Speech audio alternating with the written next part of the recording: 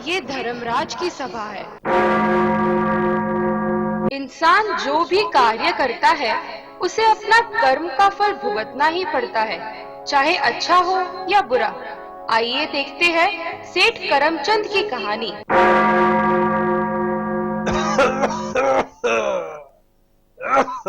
यह है सेठ करमचंद, एक बहुत बड़े व्यापारी है। इनका खुद का कारखाना भी है।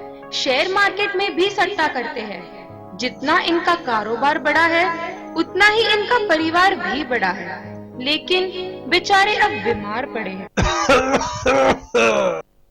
पिताजी, दवाई ली क्या?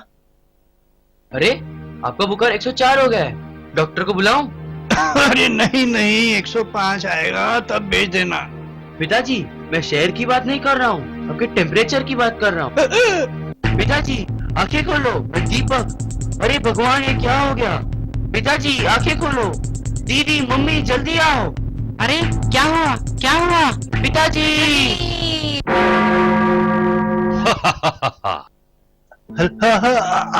आपको कौन हो? मुझे कहाँ ले जा रहे हो? अरे मुझे नहीं जानते?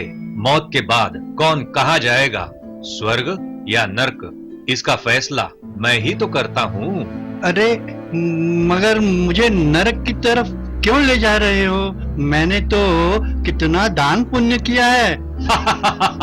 अच्छा, लेकिन आपका कोई भी पुण्य कर्म चित्रगुप्त के चोपड़ी में क्यों नहीं है? ऐसे कैसे हो सकता है? मैंने तो 10 साल से गांव वालों को इतना स्वादिष्ट भोजन खिलाया है, गांव वालों ने जिंदगी में इतना बढ़िया भोजन कभी भी देखा भी नहीं होगा। लेकिन आपने किस खुशी में भोजन कराया? उससे क्या लेना देना? इतने लोगों को भोजन कराया, ये तो पुण्य का काम हुआ ना। फिर भी यह बताओ, किस खुशी में खिलाया?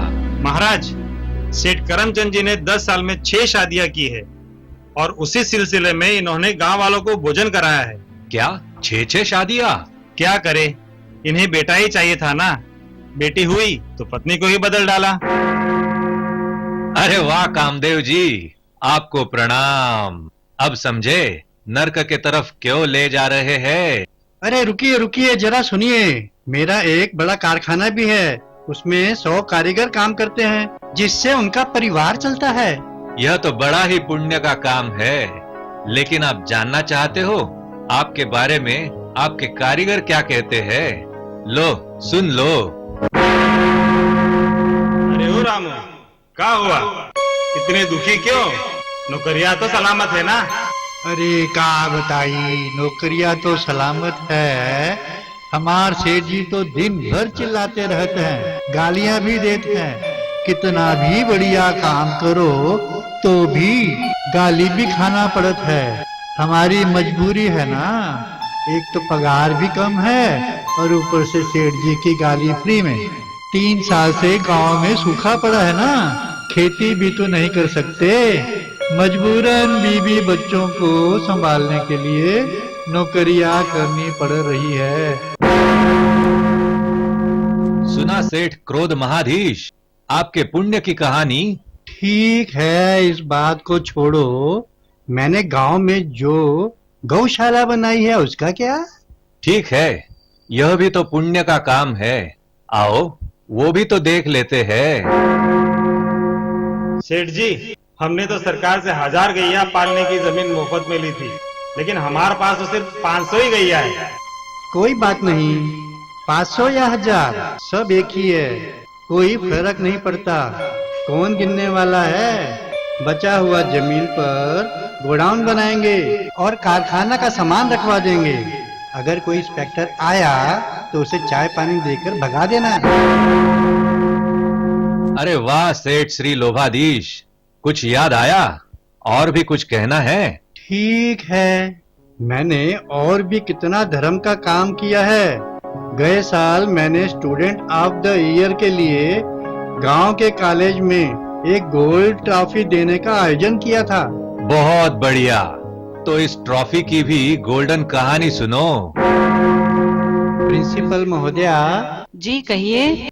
मैं स्टूडेंट ऑफ द ईयर के लिए कॉलेज में एक गोल्ड ट्रॉफी देना चाहता हूँ और साथ ही अच्छा खासा डोनेशन भी देना चाहता हूँ। सेठ करमचंद जी, आप तो बड़े धार्मिक व्यक्ति हो।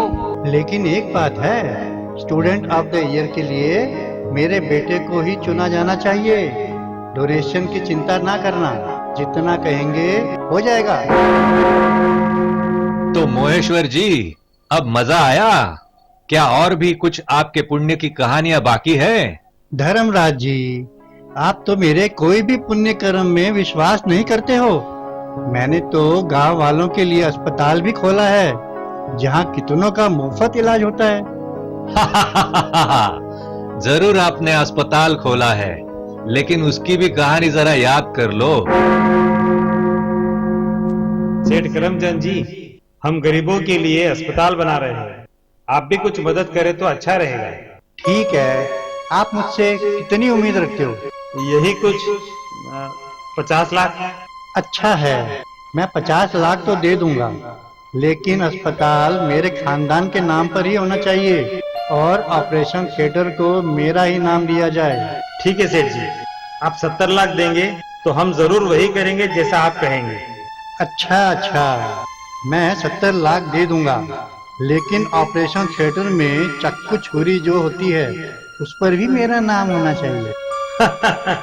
जरूर जरूर, अगर आप चाहो तो जो मरीजों को खून चढ़ेगा वह भी आपका ही खून दे देंगे। अरे वाह, ये तो आपने बहुत अच्छी बात बताई, मुझे तो ये सूझा ही नहीं। यह बात सुनकर मैं तो बहुत खुश हो गया हूँ। अभी तो मैं अस्पताल के लिए 1 करोड़ दूंगा। सुना ओ सेठ अहंकारेश्वर, आपका ये चंदा भी पुण्य की गिनती में नहीं गया, बल्कि और ही बोझ चढ़ गया। अब आप समझे हम आपको नरक में क्यों ले जा रहे हैं। और हाँ, ये लो, जैसा आपको चाहिए हम मरीजों को देने के लिए आपका ही खून निकाल लेते हैं। नहीं, छोड़ो, मुझे छोड़ो। बचाओ, अरे बचाओ, मुझे बचाओ। अरे भूत भूत, भागो भागो। घबराओ नहीं, सेठ जिंदा है, सिर्फ बेहोश हुए थे। लेकिन मेरी धर्मराज से भी मुलाकात हुई, वो तो मुझे 5 विकारों के बारे में भी समझा रहे थे और मुझे नरक में भी ले जा रहे थे, भाला से भी घायल कर रहे थे। नहीं, यह तो आपका वहम था। आप भी इस बात को भली भांति जानते हो कि आपने जो पुण्य कर्म किए हैं उसके पीछे कोई न कोई स्वार्थ छिपा हुआ था। इसीलिए आपको धर्मराज का अनुभव हुआ। तो आप सबको भी याद रहे, शुद्ध, निस्वार्थ और निमित्त भाव से किया हुआ साधारण कर्म भी श्रेष्ठ कर्म में गिना जाता है। जब भी हम कोई श्रेष्ठ पुण्य कर्म करते हैं तो उसके पीछे कोई स्वार्थ छिपा हुआ न हो। निस्वार्थ और निमित्त भाव से जब श्रेष्ठ कर्म किया जाता है, तब उसका परिणाम स्वयं को भी और सर्व को भी सुख और खुशी की प्राप्ति होती है। कर्म करो ऐसे भाई, तुम पड़े न फिर पछताना, पड़े न फिर पछताना। कर्म करो ऐसे भाई, तुम पड़े न फिर पछताना, पड़े न फिर पछताना। एक दिन तो धर्मराज को पड़ेगा मुख दिखलाना, पड़ेगा मुख दिखलाना। एक दिन तो धर्मराज को पड़ेगा मुख दिखलाना, पड़ेगा मुख दिखलाना। कर्म करो ऐसे कर्म करो, कर्म करो ऐसे कर्म करो।